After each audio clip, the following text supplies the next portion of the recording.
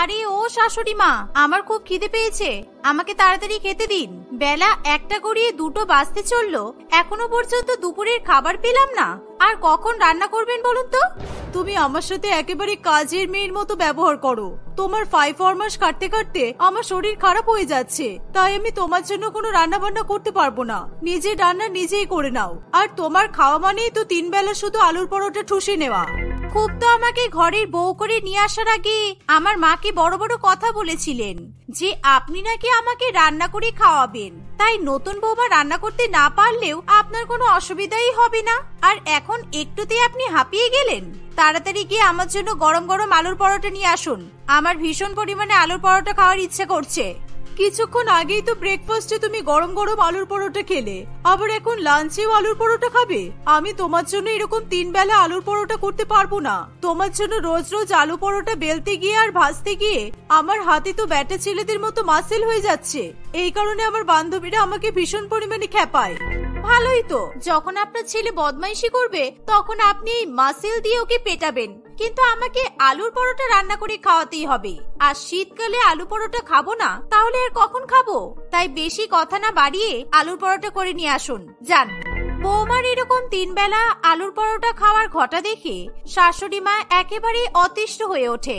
সীমা রান্না করতে না পারায় রত্না দেবীকে 3 বেলায় আলুর পরোটা রান্না করে নিজের বৌমাকে খাওয়াতে হয়। কোথায় সে নিজের বৌমার হাতে রান্না করা খাবার খাবে, উল্টে তাকে এখন সীমার সমস্ত খাবার দাবারের আবদার রাখতে হয়। কোনো উপায় না পেয়ে রত্না দেবী রান্নাঘরে গিয়ে আবার আলু পরোটা ভেজে ফেলে। সীমা বসে বসে স্বাদ করে সেই আলু পরোটাগুলো খায়। আর একদম আলুর পরোটা খাওয়ার জন্য বায়না করবে না কিন্তু। আমি আর তোমার জন্য আলুর পরোটা ভাজতে পারবো না। 2 দিনও হয়নি আমার ছেলে বাজার থেকে মাখন নিয়ে এসেছে। তোমার এই মাখন দিয়ে গরম আলু পরোটা খাওয়ার চক্করে সব মাখন শেষ হয়ে যাচ্ছে। তুমি তো নিজেই একা রাক্ষসের মতো 1 মাসের আটা, ময়দা, আলু, রেশন সবকিছু খেয়ে শেষ করে ফেলছো। সে কি বলছেন? আমি রাক্ষস? একটু আলুর পরোটা খাই বলে আপনি এরকম ভাবে আমাকে কথা শোনাবেন? যাই হোক, আপনি কিন্তু আলুর পরোটা দুর্দান্ত বানাতে পারেন, তাই আপনার সব কথা আমি সহ্য করে নেব, কোনো ব্যাপার নয়। আর এখন তো সবে মাত্র লাঞ্চে আলুর পরোটা খেলাম, ডিনারে কিন্তু এখনো বাকি আছে। হ্যাঁ জানি, তুমি আলুর পরোটা খাওয়ার জন্য জুতোর বাড়ি পর্যন্ত সহ্য করতে রাজি আছো। আর তোমার চিন্তা নেই, তোমাকে আমি আবার ডিনারে আলুর পরোটা বানিয়ে গেলাবো, ঠিক আছে? মিষ্টি শাশুড়ি মা আমার, মনে হয় আপনার আলুর মতো গালগুলো টিপে দিই। আর শুনুন, আজকে রাত্রিবেলা আমাকে দেশি ঘি দিয়ে ভালো করে আলুর পরোটা ভেজে দেবেন। আমি দেখেছি আপনার বান্ধবী কমলা আপনাকে দেশি ঘি উপহার দিয়ে গেছে, সেই ঘি দিয়ে আলু পরোটা না খেলে হয় বলুন তো? ওগো গুণবতী বৌমা আমার, তোমার সেই দেশি ঘিয়ের দিকেও চোখ পড়ে গেছে? ব্যাস, ওই ঘি আর একদিনের বেশি চলবে না। সব ঘি আলুর পরোটার পেছনেই শেষ হয়ে যাবে। আমার কপালটাই পোড়া। এই বলে রত্না দেবী সেখান থেকে চলে যায়। রাত্রি 10টা বাজতে না বাজতেই সীমা আবার আলুর পরোটা খাওয়ার জন্য টেবিলে বসে পড়ে। উফ মা, আলুর পরোটাগুলো দারুণ হয়েছে। আপনার মতো এরকম রাঁধুনি শাশুড়ি মা পেয়ে আমি কিন্তু ধন্য হয়ে গেছি একেবারে। হ্যাঁ সেই তো, আমি তোমার রাঁধুনি ছাড়া আর কি। তোমার জন্য 3 বেলা আলুর পরোটা বানাই, তারপর আমাদের জন্য আলাদা রকমের রান্না করি, আবার রাত্রিবেলাতেও তুমি আলুর পরোটা খাবে, আমার ছেলে আর আমি রুটি খাবো। এই নানান রকম রান্না করতে করতেই তো আমার শীতকালটা কেটে যাচ্ছে। কোথায় আমার বান্ধবীরা নিজেদের বৌমার হাতের কড়াইশুটির কচুরি খাচ্ছে, গাজরের হালুয়া খাচ্ছে, পিঠে পুলি খাচ্ছে, আহা! আর আমি আমার বৌমাকে মোষের মতো আলুর পরোটা গেলাচ্ছি। ধ্যাৎ! এই বলে রত্না দেবী রুটি খেয়ে শুয়ে পড়ে। প্রত্যেকদিন এভাবেই সীমা 3 বেলা তার শাশুড়ি মায়ের হাতে তৈরি করা আলুর পরোটা খেতে থাকে। সকাল, দুপুর এবং রাত্রি হতে না হতেই রত্না দেবী আবার তাকে আলুর পরোটা তৈরি করে দেয়, আর সীমা মনের সুখে আলুর পরোটা খেয়ে নেয়। সকাল 10টায় আলুর পরোটা, বেলা 1টায় আলুর পরোটা, আবার রাত 10টায় আলুর পরোটা। এভাবে 3 বেলা আলুর পরোটা খেয়ে সীমার পেটে গ্যাসের পাহাড় জমতে শুরু করে। একদিন সকালবেলা একটু পরে কমলা আমাদের সাথে ব্রেকফাস্ট করতে আসবে, কারণ ও কিছুদিন আগে দেশি ঘি দিয়ে গেছে। সেই জন্য আমি ওকে আজকে আমাদের বাড়িতে ব্রেকফাস্ট করার জন্য নিমন্ত্রণ করেছি। ভালোই করেছেন, প্রত্যেকদিন আপনি আমার জন্য ব্রেকফাস্টে 3টে করে আলুর পরোটা বানান, আজকে এক্সট্রা আরো 3টে আলুর পরোটা ভাজবেন, কি আছে? তারপর আমি আর কমলা কাকিমা একসঙ্গে বসে দেশি ঘি দিয়ে আলুর পরোটা খাবো। আহ, দারুণ হবে। ও, আজকেও আমাকেই রান্না করতে হবে? তুমি একটু আমার বান্ধবীকে নিজের হাতে ব্রেকফাস্ট তৈরি করে খাওয়াতে পারবে না? কারণ কমলা আমাকে বলেছে যে ও তোমার হাতে রান্না খাবারই খেতে চায়। রক্ষা করুন মা, আমাকে রক্ষা করুন। আপনি আমাকে রান্না করতে বলছেন, তারপর দেখবেন আটা ময়দার বদলে আমি সোডা পাউডার দিয়ে আলুর পরোটা বানিয়ে দিয়েছি। কারণ আমি এখনো আটা ময়দা আর খাবার সোডার মধ্যে পার্থক্যই বুঝি না।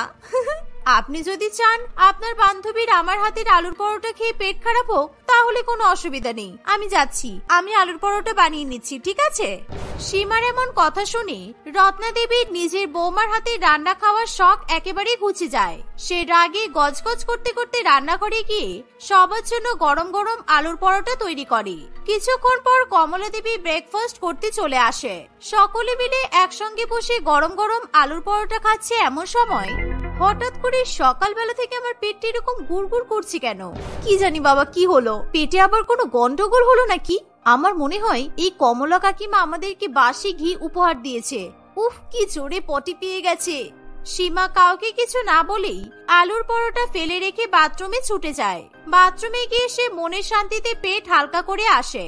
কিন্তু এখানেই শেষ নয়, সীমা আবার আলুর পরোটা খেতে শুরু করে। আর এমন সময় হঠাৎ করে সে জোরে একটা পাদ মারে। কি বিচ্ছিরি গন্ধ! কে এরকম ভক করে পাদ মারলো বলো তো? পেটে একেবারে পচা আলুর গ্যাস ভর্তি। আমার ব্রেকফাস্ট করার ইচ্ছাটাই একেবারে নষ্ট হয়ে গেল। ধ্যাৎ, কি বাজে গন্ধ!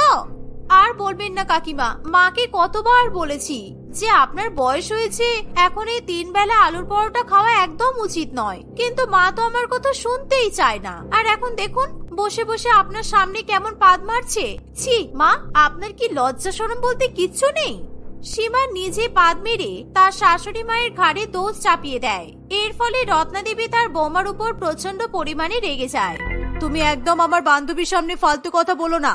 এরকম পচা আলুর গ্যাস তোমার পেটে ভর্তি, তুমি নিজে পাদ মেরে আমার ঘাড়ে দোষ চাপিয়ে দিচ্ছ। আমি কখন 3 বেলা আলুর পরোটা খেয়েছি? তুমি নিজে 3 বেলা আলুর পরোটা খাও, আর এই পাদটাও তুমিই মেরেছো। কি মিথ্যাবাদী!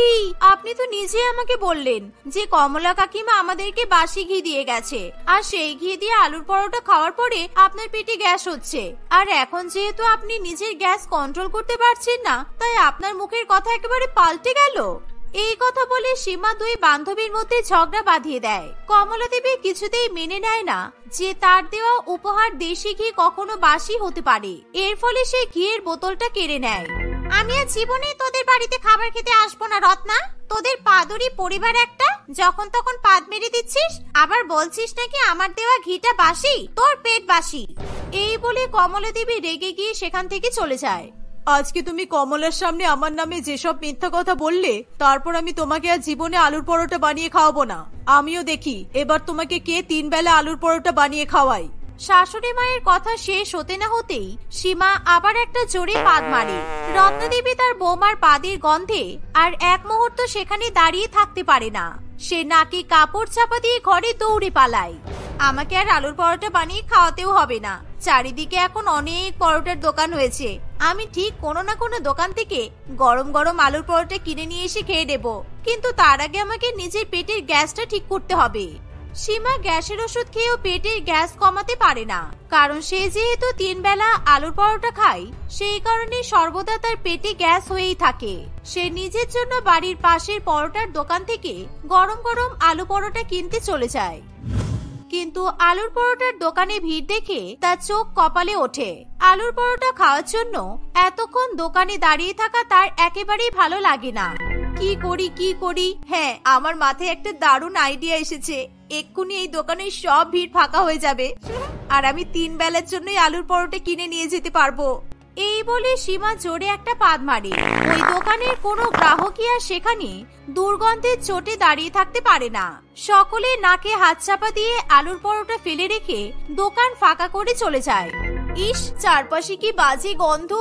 রাস্তাঘাটের আবর্জনা পরিষ্কার করে না, সেই কারণে শীতকালে এরকম আবর্জনা পচা গন্ধ বেরোয়। আরতি দি, আমাকে গরম গরম 10টা আলুর পরোটা দিয়ে দাও তো। এই গন্ধে কিন্তু আমি বেশিক্ষণ দাঁড়াতে পারবো না বলে দিলাম। আমি এতদিন ধরে এখানে আলুর পরোটার দোকান করছি, কিন্তু এরকম গন্ধ জীবনেও পাইনি। আর আমার আলুর পরোটা খেয়ে কারোর আজ পর্যন্ত গ্যাস হয়নি। আজকে এরকম গন্ধ হঠাৎ করে ছাড়লো কেন? এটা তো অবাক কাণ্ড। পরে তুমি পুলিশ লাগিয়ে গন্ধের কারোর ইনভেস্টিগেশন করো। এখন তাড়াতাড়ি আলুর পরোটা দাও তো, আমাকে বাড়ি গিয়ে পরোটা খেতে হবে। এই বলে সীমা আরতির কাছ থেকে গরম গরম আলুর পরোটা কিনে নিয়ে বাড়িতে চলে যায়। এইভাবেই সে প্রত্যেক দিন দোকান থেকে আলুর পরোটা কিনে খেতে শুরু করে। এভাবে দেখতে দেখতে কিছুদিন কাটে। সীমার পেটে আলুর পরোটার গ্যাস আর কিছুতেই কমতে চায় না। সমস্ত ওষুধপত্র সীমার পেটের গ্যাসের কাছে ফেল করে যায়, কিন্তু সে আলুর পরোটা খাওয়া বন্ধ করে না। একদিন সীমা বাজার থেকে আলুর পরোটা কিনে বাড়ি ফিরছে, এমন সময় আলুর দোকানের মালিক রতন তাকে ডাকে। কি ব্যাপার বৌমা, তুমি আলু পরোটা খাওয়া বন্ধ করে দিয়েছো নাকি? আগে প্রত্যেকদিন তোমার শাশুড়ি মা এসে আমার কাছ থেকে আলু পরোটা কিনে নিয়ে যেত, আর উনি বলতো তুমি নাকি আমার আলু পরোটা খেতে ভীষণ ভালোবাসো, কিন্তু এখন তো উনি আর আলু পরোটা কিনতে আসেন না। না না, আসলে এখন আমি আমার শাশুড়ি মায়ের হাতের আলুর পরোটা খাওয়া ছেড়ে দিয়েছি। ও আচ্ছা আচ্ছা, ওই কারণেই আমার দোকানের পচা আলুগুলো আর বিক্রি হচ্ছে না। তোমার শাশুড়ি মাকে আমি কম দামে পচা আলু বিক্রি করতাম, ফলে আমার বেশ ভালো টাকাই লাভ হতো। এরকম নিজের মুখে নিজে সত্যি কথা স্বীকার করে রতন জিভ কাটতে থাকে, কারণ সে বরাবরই একটু পেট পাতলা ধরনের ছিল। তাই রতন নিজের অজান্তেই সীমাকে সত্যি কথা বলে দেয়। কি, আমার শাশুড়ি মা আমাকে পচা আলু দিয়ে আলুর পরোটা তৈরি করে খাওয়াতো, সেই কারণে আমার পেটে এত গ্যাস হয়েছে। এখন আমি বুঝতে পারছি যে আমি এত আলুর পরোটা খাই তবুও রেশনের খাতে বেশি টাকা কেন খরচা হয় না। আমার শাশুড়ি মা ইচ্ছা করে পচা আলুগুলো কিনে নিয়ে এসে আমাকে আলুর পরোটা তৈরি করে খাওয়াতো, বুঝলাম। সীমা রাগ করে বাড়িতে এসে তার শাশুড়ি মায়ের সঙ্গে ঝগড়া করতে শুরু করে দেয়। বেশ করেছি তোমাকে পচা আলু দিয়ে আলুর পরোটা খাইয়েছি। তুমি জানো ভালো টাটকা আলুর বাজারে কত দাম? তোমাকে যদি টাটকা আলু দিয়ে পরোটা তৈরি করে দিতাম তাহলে এতদিনে আমার ছেলে বাটি নিয়ে রাস্তায় বসে থাকতো। আর তুমিও তো আমার বান্ধবীর সামনে আমাকে অপমান করেছো, সেই কারণে তোমার সাথে আমার সবকিছু শোধবোধ হয়ে গেছে। কিন্তু এই আলুর পরোটা খাওয়ার জন্য আমার পেট থেকে গ্যাস তো কিছুতেই কমতে চাইছে না, যেখানে সেখানেই আমার পাত বেরিয়ে যাচ্ছে। এখন আমি কি করব বলুন? তোমার গ্যাস হয়েছে, তুমি তার উপর আবার আলুর পরোটা খাচ্ছ, সেই কারণেই তো তোমার গ্যাসের পরিমাণ বেড়ে যাচ্ছে। আলুর পরোটা খাওয়া ছেড়ে দাও, দেখবে গ্যাস এমনিতেই কমে যাবে। আপনি হয়তো ঠিক কথাই বলছেন, কিন্তু আপনি আমাকে পচা আলুর পরোটা খাইয়ে কিন্তু ঠিক করেননি। যদিও আমি আপনাকে কমলা কাকিমার সামনে মিথ্যাবাদী প্রমাণ করেছি, সেটাও আমার উচিত হয়নি। যাই হোক, এমনিতেই আমার পচা আলুগুলো দেখে আলুর পরোটার উপর থেকে কেমন যেন মন উঠে গেছে। তাই আমি আর কখনো 3 বেলা আলুর পরোটা খাবো না। তারপর থেকে সীমার কখনো আলুর পরোটা খায় না। এর ফলে ধীরে ধীরে তার পেটে গ্যাসের সমস্যাও মিটে যায়। তারপর থেকে রত্নাদেবী প্রত্যেক দিন তার বৌমাকে নিজের হাতে ভালো ভালো খাবার রান্না করে খাওয়ায়। রতন বাবু তার একমাত্র ছেলে রাকেশকে নিয়ে নিজেদের পার্সোনাল গাড়ি করে বাড়ি ফিরছিল। রতন বাবু ওই শহরের ধনী ব্যক্তিদের তালিকার মধ্যে একজন ছিল। সে অনেক বড় এক ব্যবসায়ী ছিল। কোনো এক কারণে সেদিন রাস্তাঘাট প্রচুর পরিমাণে জ্যাম ছিল। সিগন্যাল মোড়ে তাদের গাড়িতে এসে থামতেই দুজন ছোট বাচ্চা ছেলে মেয়ে গাড়ির কাজ টুকতে শুরু করে। কাকু, দয়া করে আমাদেরকে কিছু টাকা দিয়ে সাহায্য করুন। কাকু, দয়া করে আমাদেরকে সাহায্য করুন। ও কাকু, শুনতে পাচ্ছেন? আমাদেরকে কিছু টাকা দিয়ে সাহায্য করুন না। কাকু, ও কাকু, আমাদেরকে কিছু টাকা দিন না কাকু, আমাদের টাকার খুব দরকার, দয়া করে আমাদেরকে কিছু টাকা দিন।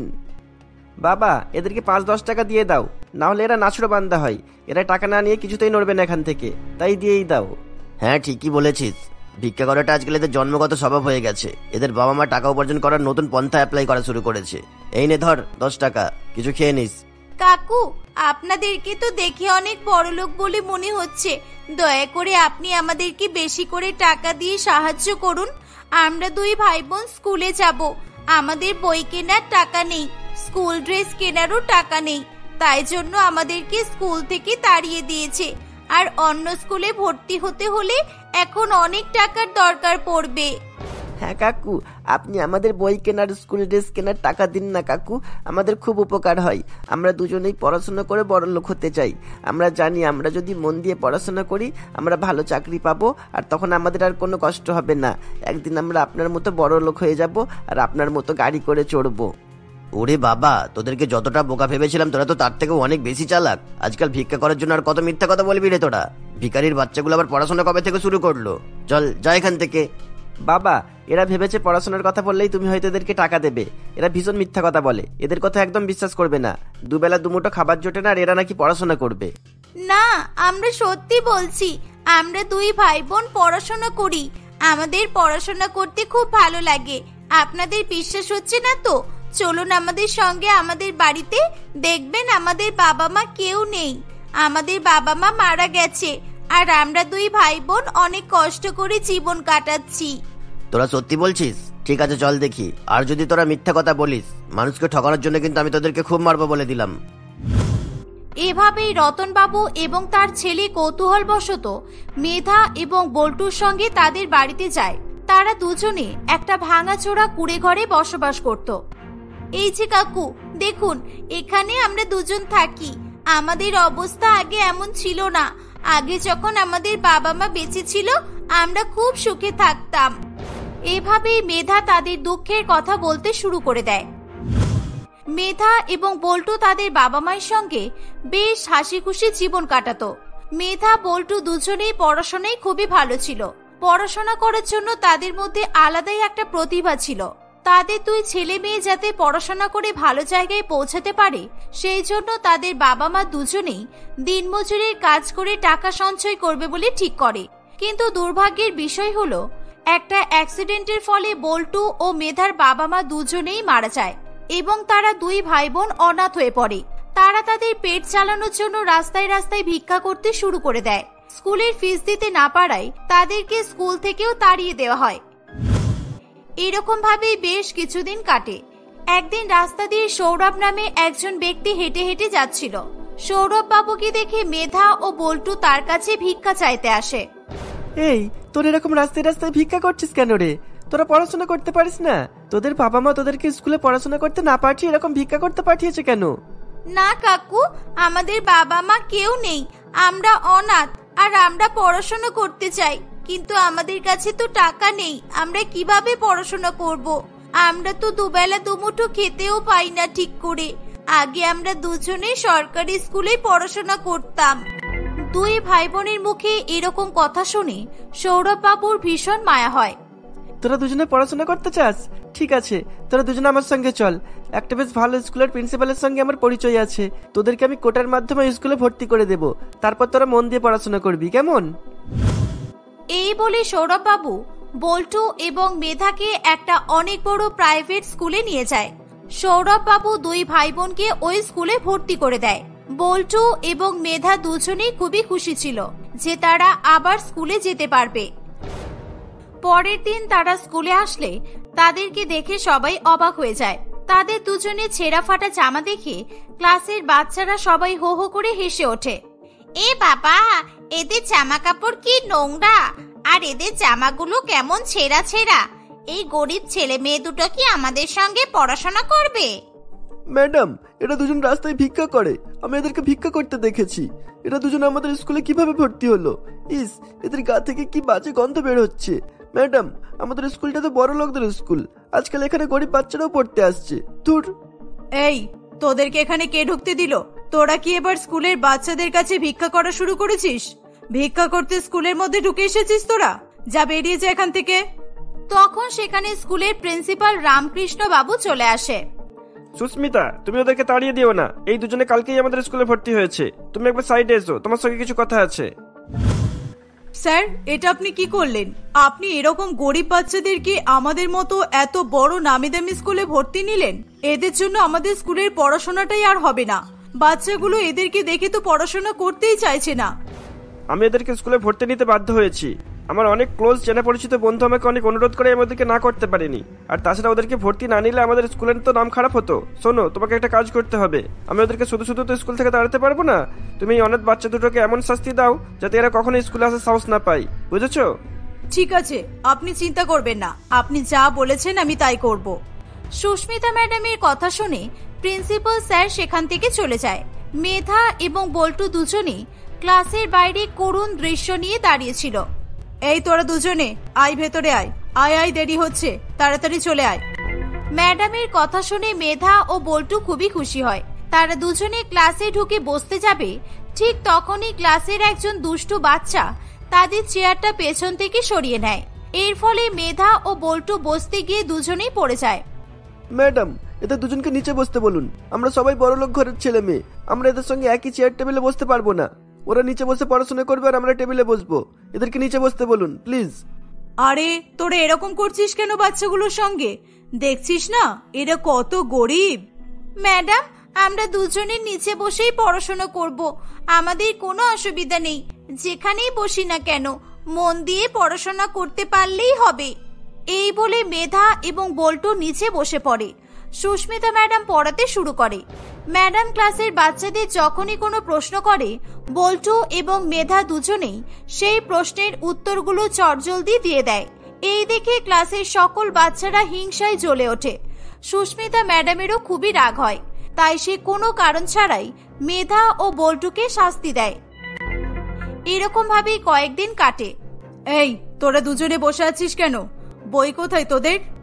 ম্যাডাম, আমাদের দুজনের বই নেই। আমাদেরকে বলা হয়েছিল স্কুল থেকে আমাদেরকে বিনা পয়সায় ফ্রিতে বই দেবে, কিন্তু এখনো পর্যন্ত আমরা বই পেলাম না। হ্যাঁ ম্যাডাম, আমাদেরকে ওই সৌরভ কাকু বলেছিল যে আমাদের স্কুল থেকে বই, খাতা, স্কুল ড্রেস সমস্ত কিছু দেয়া হবে, আমাদের কোনো টাকা খরচ হবে না। ওরে বাবারে, তোরা তো মামার বাড়ির আবদার পেয়েছিস। হ্যাঁ, এত বড় নামি দামি স্কুলে ভর্তি হয়ে গেলি ফ্রিতে, আর এখন আবার ফ্রিতে বই খাতা চাইছিস, স্কুল ড্রেস চাইছিস। শোন, আমাদের স্কুলে পড়তে হলে কালকের মধ্যেই তোদেরকে বই খাতা নিয়ে আসতে হবে। আর হ্যাঁ, আমাদের স্কুলের একটা নাম ডাক আছে, তোদের দুজনকে স্কুল ড্রেস পরে আসতে হবে, না হলে তোদেরকে আর স্কুলে ঢুকতে দেব না। ম্যাডাম, আমরা টাকা কোথায় পাবো বলুন? আমাদের কাছে তো টাকা নেই। আমরা তো স্কুল থেকে বাড়ি গিয়ে ভিক্ষা করে কোনো রকমে দুমুঠো খেয়ে ঘুমিয়ে পড়ি। এখন আমরা বই খাতা, স্কুল ড্রেস কোথায় পাবো? ঠিক আছে, তাহলে কাল থেকে আর স্কুলে আসার কোনো দরকার নেই। আমি তোদের স্কুলের খাতা থেকে নামটা কেটে দিচ্ছি। আমাদের স্কুলে পড়াশোনা করতে হলে তোদেরকে অনেক টাকা নিয়ে আসতে হবে, নতুন করে স্কুলে ভর্তি হতে হবে, বুঝেছিস? এভাবেই সুস্মিতা ম্যাডাম মেধা ও বল্টুকে স্কুল থেকে তাড়িয়ে দেয়। মেধা ও বল্টু কাঁদতে কাঁদতে সেখান থেকে চলে আসে। তারা আবার আগের মতো ভিক্ষা করে দিন কাটাতে থাকে। আমরা স্কুলে যাব বলেই আপনার কাছে টাকা চাইছিলাম, যাতে আমরা স্কুল ড্রেস কেনার আর বই কেনার টাকা পাই। হ্যাঁ বুঝলাম, কিন্তু এখানে ক্লাস 9-এর বই রাখা আছে কেন? তোরা এই বইগুলো কোথায় পেলি? তোরা কোন ক্লাসে পড়িস? আমরা দুজনে ক্লাস 3-তে পড়তাম। এই বইগুলো আমরা রাস্তা থেকে কুড়িয়ে পেয়েছিলাম। আমাদের কাছে আরো অনেক বই আছে, আমরা এই সব বইগুলো পড়ে ফেলেছি। এই বইয়ের সব পড়া আমাদের মুখস্থ। এই, তোরা এত মিথ্যা কথা কিভাবে বলিস বলতো? তোরা তো ক্লাস 3-তে পড়িস, আর ক্লাস 9-এর বই তোরা পড়ে ফেলেছিস? এটা কিভাবে সম্ভব? আমি তো ক্লাস 9-এ পড়ি। তোদেরকে তাহলে প্রশ্ন করে দেখি তোরা উত্তর দিতে পারিস কিনা। বল, পারবি? রতনবাবু ছেলে রাকেশ একে একে বল্টু ও মেধাকে বই দেখে অনেক কঠিন কঠিন প্রশ্ন করতে থাকে। মেধা এবং বল্টুর সব প্রশ্নের উত্তর দিয়ে দেয়। রাকেশ এবং তার বাবা ভীষণ পরিমাণে অবাক হয়। তোদের তো কোনো কাজ থাকে না, তাই তোরা ওই বইগুলো মুখস্থ করে ফেলেছিস, তাই না? আচ্ছা দাঁড়া, আমি তোদেরকে একটা অঙ্ক দিচ্ছি। এই অঙ্কটা আমাদের টিউশনের ম্যাডামও সলভ করতে পারেনি। দেখি তো তোরা করতে পারিস কিনা। এই নে, কর। মেধা ও বল্টু মুহূর্তের মধ্যেই কঠিন অঙ্কটাও করে ফেলে। মেধা ও বল্টুর প্রতিভা দেখে রতনবাবু ভীষণ খুশি হয়। তোদের মধ্যে এত ট্যালেন্ট দেখে আমি তো অবাক হচ্ছি। তোদেরকে যদি ঠিক মতো গাইড করা যায় তোরা তো একটা ভালো জায়গায় পৌঁছাতে পারবি রে। চল, তোরা দুজন আমার সঙ্গে আমার বাড়িতেই থাকবি। এত টাকা পয়সা থাকা সত্ত্বেও আমার ছেলেটা একটা গন্ড মূর্খ তৈরি হচ্ছে। জ্ঞান বুদ্ধি তো কিছুই নেই, সারাদিন শুধু টিউশন পড়তে গিয়ে সময় কাটাই। তোরা দুজনে আমার ছেলেকে পড়াবি, কেমন? এই বলে রতনবাবু মেধা ও বল্টুকে তাদের বাড়িতে নিয়ে যায়। সেখানে গিয়ে তারা রতনবাবুর স্ত্রীকে দেখে ভয় পেয়ে যায়। রতনবাবুর স্ত্রী আর কেউ নয়, সুস্মিতা ম্যাডামই ছিল। কাকু, এই ম্যাডামটাই আমাদেরকে স্কুল থেকে তাড়িয়ে দিয়েছিল, আর এই ম্যাডামই আমাদেরকে অনেক শাস্তি দিয়েছিল। আমাদের দুজনকে অনেক মেরেছে। এখানে আমরা থাকবো না, আমরা বাড়ি চলে যাচ্ছি। ছি সুস্মিতা, ছি! তুমি এই অনাথ বাচ্চাগুলোর সঙ্গে এত অন্যায় কিভাবে করলে? তুমি জানো এরা কত বেশি প্রতিভাবান, এরা কত ট্যালেন্টেড। তুমি কিন্তু একদমই ঠিক করোনি এদের সঙ্গে। তুমি এখনই ক্ষমা চাও এদের কাছে। সুস্মিতা ম্যাডাম লজ্জায় মেধা ও বল্টুর কাছে ক্ষমা চায়। রতনবাবু সত্যিই খুবই ভালো মনের মানুষ ছিল। সে বল্টু ও মেধার পড়াশোনার সমস্ত দায়িত্ব নিয়ে নেয়। বল্টু এবং মেধাকে সে নতুন ড্রেস এবং বই খাতা কিনে দেয়। বল্টু ও মেধা আবার নতুন করে স্কুলে যাওয়া শুরু করে। এভাবেই তারা পড়াশোনা করে ধীরে ধীরে সাফল্যের দিকে এগিয়ে যেতে থাকে।